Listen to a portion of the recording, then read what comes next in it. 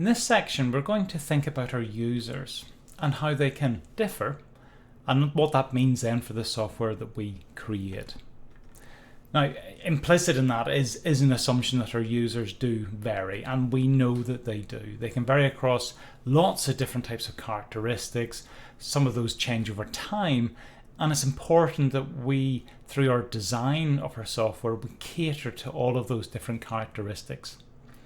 In this broad section, we'll have a look at two main types. We'll look at accessibility, and to make sure that irrespective of any cognitive, sensory, or motor impairment, that our users can still successfully use our software. We'll also have a look at the idea or the notion of experience, that for new users, for beginners, how do we best support them? As they turn into intermediate users, as some of them turn into expert users, well, what does that mean in terms of how we might want to interact with them differently?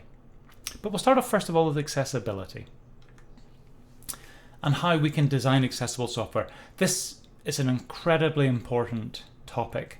Is also a very extensive topic, and there's an awful lot of good, really good quality material that's available.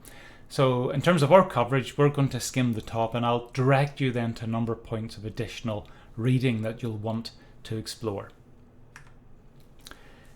When we say our software is accessible, what we mean is that it can be used by everybody. Doesn't matter if they have any cognitive, sensory, motor impairment, they can still successfully use our software.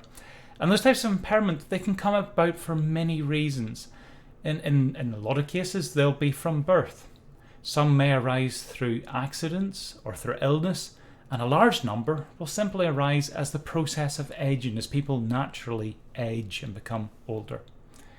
And collectively taken together, if you were to do a measure, depending how you define it, 1 in 4, 1 in 5 people have an identifiable accessibility need. And for the software that we create, we need to support those individuals. So this is a key element of designing a good user experience, having a good user interface. It's a social obligation. We want to make sure that our software is usable by everybody. That's just the right thing to do. And in very many cases here, this is a legal necessity as well. We are legally obliged to make sure that our software is broadly accessible. So when we think about, well, what does this mean? How do we know we have accessible software? We can characterize a number of things here, which do a good job actually of capturing some of the key elements.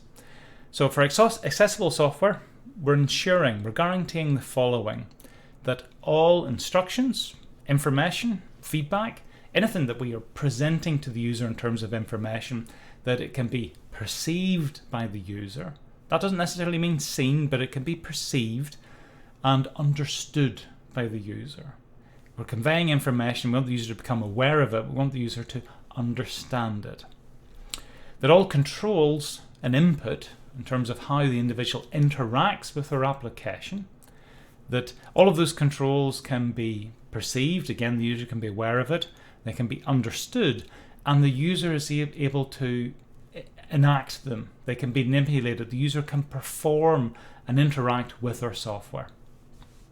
And for the navigation structures that we have inside it, for the other options that we're presenting in terms of what the user can do, again, that they can be easily perceived, understood, and used. And if we do these things, broadly speaking, we will have good, accessible software. The aside's quite important here, that there isn't a single way of doing all of this here, that a single way of presenting an interface or setting it up so that it works for everybody. That's the range of accessibility needs is too broad. Instead, what we want to ensure through our applications is that, yes, we design it so that it is as broadly as accessible as possible out of the box, and we provide then a range of other configuration options, easily accessible, again understood as well, that the user can use to customize it based on their own individual accessibility needs. There's, as mentioned at the start, there's an awful lot of really good resources out there. So in this slide and the next one, I want to direct you to material that you should follow up with and you should explore more. And I'm going to take you to a high-level set of resources. It was released by the UK Home Office, which is maybe what you may not think is your typical accessibility champion, but they've done actually a lot of good work on this, and they provided a number of quite clean, easily digested, easily used sets of information that cover how do you support users, those in the autistic spectrum, users of screen readers, users with low vision or dyslexia, with physical or motor disabilities, those who are deaf or hard of hearing, or indeed users with anxiety. So you'll see the link at the bottom of the screen here. Do go have a look at that, download all of the different guides and explore what they are indicating in terms of providing that type of accessibility for their users. Beyond that, here's some additional reading. So I've got 3 really good, easily read, really nice textbooks on this screen, and there's also a link to URL with some other interesting resources related to accessibility. So please do have a look at the link, and you may not want to read all 3. Do pick one of them and have a delve into it.